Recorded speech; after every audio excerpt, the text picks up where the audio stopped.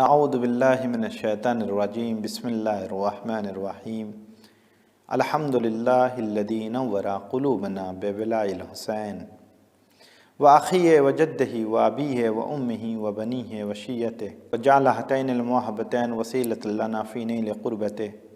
وتحصیل رحمتہ وحمد من تم علیہ نعمتہ وصرف عنہ نقمتہ ثم الصلاة والسلام وآلہ الطیبین الطاہرین المعصومین المظلومین ولعنۃ اللہ علی اعدائہم اجمعین من ھذا الی قیام یوم الدین۔ تمام حمد ہے اس پروردگار کے لیے جس نے ہمارے دلوں کو امام حسین علیہ السلام کی محبت سے منور فرمایا ہے۔ آج ہم سورہ حجرات کے بارے میں گفتگو کریں گے۔ اس سورہ میں 18 آیات ہیں اور اس سورہ میں پیغمبر اکرم صلی اللہ علیہ وآلہ وسلم سے مربوط اور اسلامی معاشرے میں ایک دوسرے سے تعلق کے بارے میں بہت اہم مسائل بیان ہوئے ہیں، اور چونکہ اس میں بہت سے اہم اخلاقی مسائل مذکور ہیں لہٰذا اس سورہ کو سورہ اخلاق و آداب بھی کہتے ہیں۔ اگر خلاصہ کے طور پر اس سورہ کے لب و لباب کو تقسیم کرنا چاہیں تو 7 قسموں میں تقسیم کر سکتے ہیں۔ پہلا حصہ جو اسلام کے عظیم ترین پیشوا و ہادی پیغمبر اکرم صلی اللہ علیہ وآلہ وسلم کی بارگاہ میں حاضر ہونے کے آداب و اصولوں کو بیان کرتا ہے، جن کا مسلمانوں کو نبی کے حضور میں عمل پیرا ہونا چاہیے۔ دوسرا حصہ اجتماعی و اخلاقی احکام کے اہم اصول کے ایک سلسلہ پر مشتمل ہے، جن کی پابندی سے اسلامی معاشرے میں محبت و امنیت و اتحاد کی حفاظت ہوتی ہے، اور ان کے برخلاف ان کو فراموش کر دینا بے دینی اور بد امنی کا سبب بنتا ہے۔ تیسرا حصہ ایسے اہم احکام ہیں جو اختلافات اور آپس میں لڑ پڑنے کے خلاف مبارزہ کرنے کی کیفیت سے متعلق ہیں، جو بعض اوقات مسلمانوں میں پیدا ہو جاتے ہیں۔ چوتھا حصہ انسان کی بارگاہ خدا میں قدر و قیمت اور مسئلہ تقوی کے بارے میں گفتگو کرتا ہے۔ پانچواں حصہ اس مسئلے کی تاکید کرتا ہے کہ ایمان صرف زبان سے اقرار کرنے کا نام نہیں ہے، بلکہ اعتقاد قلبی کے علاوہ اس کے آثار انسانی اعمال و نفسوں کے ساتھ جہاد کرنے میں بھی آشکار ہونے چاہیے۔ چھٹا حصہ اس چیز سے بحث کرتا ہے کہ اسلام و ایمان خدا کی طرف سے مومنین کے لیے ایک عظیم ہدیہ ہے، لہٰذا اس کو قبول کر کے احسان جتانے کے بجائے انہیں تو حد سے زیادہ خدا کا شکر ادا کرنا چاہیے کہ وہ اس ہدیہ سے مشرف ہوئے ہیں۔ ساتواں حصہ جو اس سورہ کا آخری حصہ ہے، تمام عالم ہستی کے پوشیدہ اسرار اور انسانوں کے اعمال سے خدا کے علم و آگاہی کے بارے میں گفتگو کرتا ہے، جو اس سورہ میں بیان ہوئے ہیں۔ اس سورہ کا نام سورہ حجرات اس سورہ کی 4 آیت کی مناسبت سے ہے، جس میں یہ لفظ استعمال ہوا ہے۔ اس سورہ کی تلاوت کی فضیلت کے سلسلے میں بس یہی کافی ہے کہ ایک حدیث میں پیغمبر گرامی صلی اللہ علیہ وآلہ وسلم ارشاد فرماتے ہیں: من قرأ سورۃ الحجرات اعطى من الاجر 10 حسنات بعدد من اطاع اللہ ومن عصى۔ جو شخص سورہ حجرات کو پڑھے گا اسے ان تمام افراد کی تعداد کے برابر جنہوں نے خدا کی اطاعت کی ہے یا نافرمانی کی ہے 10 نیکیاں دی جائیں گی۔ ایک اور حدیث میں امام صادق علیہ السلام کا ارشاد ہے: من قرأ سورۃ الحجرات فی کل لیلۃ او فی کل یوم کان من زوار محمد۔ جو شخص سورہ حجرات کی ہر رات یا ہر روز تلاوت کرے گا وہ زائرین محمد میں شمار ہوگا۔ پیغمبر گرامی صلی اللہ علیہ وآلہ وسلم کی زیارت سے مشرف ہونا اس بات کو واضح کرتا ہے کہ جو آداب اس سورہ میں آپ کی شخصیت کے بارے میں ذکر ہوئے ہیں ان پر عمل کرے، کیونکہ تلاوت تو ہر مقام پر عمل کرنے کے لیے ایک آسان و بہترین عبادت ہے۔ مفسرین نے پہلی آیت کے لیے تو بہت سی الگ الگ شان نزول بیان کی ہیں، اور بعد والی آیات کے لیے دوسری شان نزول۔ ان میں سے ہم کچھ کا ذکر کریں گے کہ پیغمبر اسلام صلی اللہ علیہ وآلہ وسلم خیبر کی طرف روانہ ہوتے وقت کسی کو مدینے میں اپنا نائب بنانا چاہتے تھے، لیکن ایک اور صحابی کسی دوسرے آدمی کو نائب بنانے کی پیشکش کی۔ اس پر آیت نازل ہوئی اور یہ حکم دیا کہ تم خدا اور پیغمبر سے آگے نہ بڑھا کرو۔ بعض دوسرے مفسرین نے یہ کہا ہے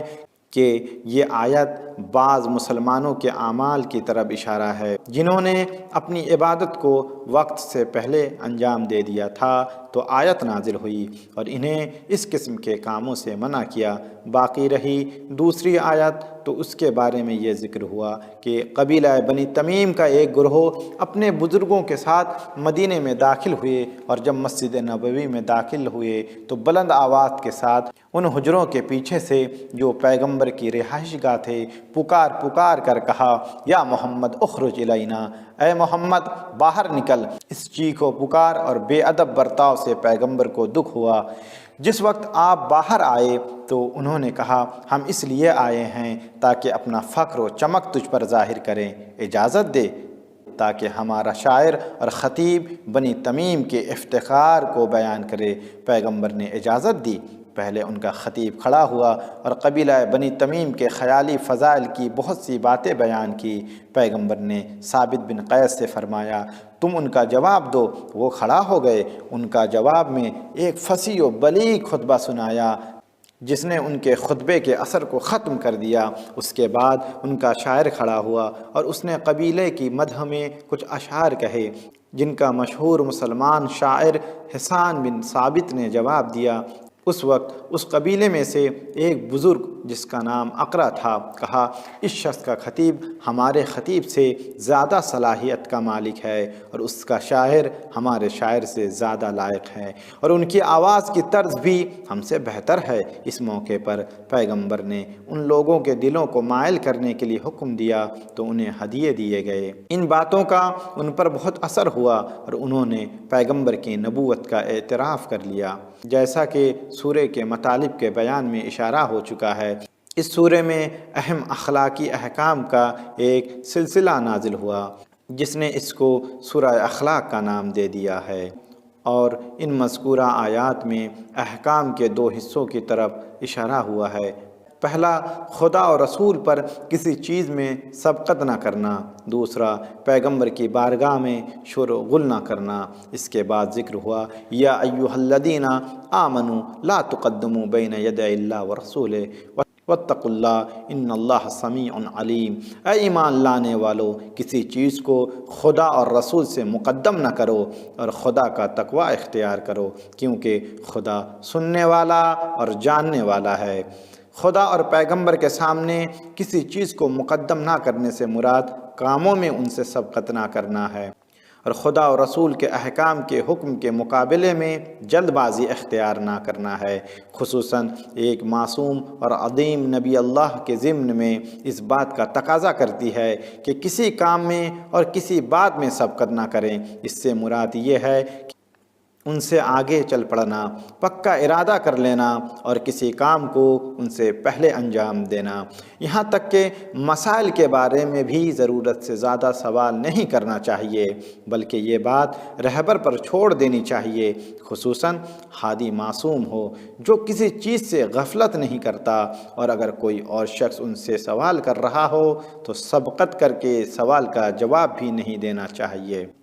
حقیقت میں یہ تمام معانی آیت کے مفہوم میں شامل ہیں۔ بعد والی آیت دوسرے حکم کی طرف اشارہ کرتے ہوئے کہتی ہے، اے ایمان لانے والوں، تم اپنی آواز کو پیغمبر کی آواز سے بلند نہ کرو، اور بعد والی آیت دوسرے حکم کی طرف اشارہ کرتے ہوئے کہتی ہے، اے ایمان لانے والوں، تم اپنی آواز کو پیغمبر کی آواز سے بلند نہ کرو اور اس کے سامنے اونچی آواز کے ساتھ بات نہ کرو اور چیخ و پکار نہ کرو جیسا کہ تم آپس میں ایک دوسرے سے بات کرتے ہو، کہیں ایسا نہ ہو کہ تمہارے اعمال ختم و برباد ہو جائیں اور تمہیں خبر بھی نہ ہو۔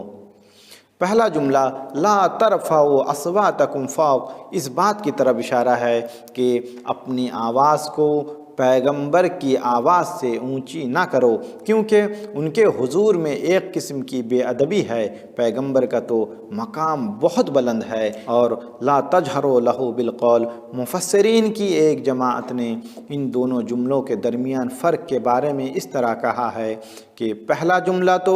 اس وقت کے بارے میں ہے جب لوگ پیغمبر سے بات کر رہے ہوں تو ان کی آواز پیغمبر کی آواز سے اونچی نہیں ہونی چاہیے، اور دوسرے جملے کا تعلق اس موقع سے ہے جب پیغمبر خاموش ہو اور لوگ ان کی بارگاہ میں باتیں کر رہے ہوں، تو اس حالت میں بھی ان کی آواز زیادہ بلند نہیں ہونی چاہیے۔ اور واضح ہے کہ اگر اس قسم کے اعمال مقام شان نبوت کی توہین کے ارادے سے ہوں تو موجب کفر ہیں، اور ان کے بغیر ہو تو گناہ ہے۔ پہلی صورت میں تو اعمال کے حبط اور نابودی کی علت واضح ہے، کیونکہ کفر علت حبط ہے اور نیک عمل کے ثواب کے ختم ہونے کا سبب ہے، اور دوسری صورت میں بھی کوئی شک نہیں ہے کہ اس قسم کا برا عمل بہت سے اعمال کے ثواب کو ختم کر دیتا ہے، اور یہ واضح ہے کہ بعض اعمال کے ثواب کا بعض گناہوں کی وجہ سے نابود ہو جانے میں کوئی امر مانے نہیں ہے، جیسا کہ اعمال صالح کی وجہ سے بعض گناہوں کا نابود ہو جانا بھی قطعی و یقینی ہے۔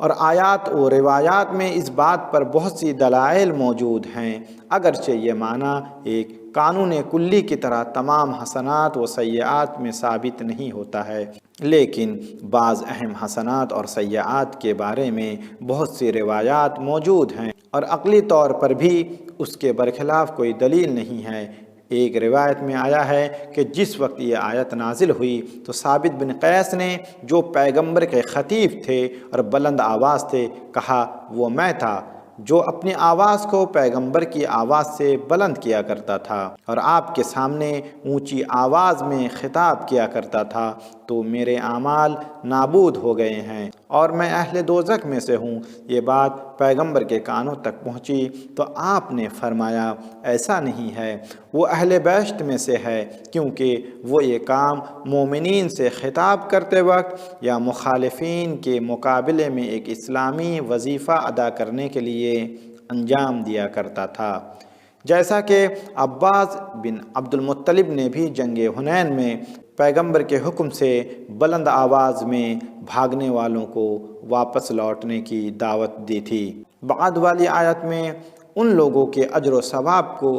جو خدا کے اس حکم پر عمل کرتے ہیں اور پیغمبر صلی اللہ علیہ وآلہ وسلم کے آداب کی رعایت کرتے ہیں، اس طرح بیان کرتا ہے کہ وہ لوگ جو اپنی آواز پیغمبر کے سامنے دھیمی رکھتے ہیں، ایسے لوگ ہیں جن کے دلوں کو خدا نے تقوی کے لیے خالص کر دیا ہے، اور ان کے لیے مغفرت اور اجر عظیم ہے۔ ان الذین یغضون اصواتکم عند رسول اللہ اولئک الذین امتحن اللہ قلوبہم للتقوی لہم مغفرۃ واجر عظیم۔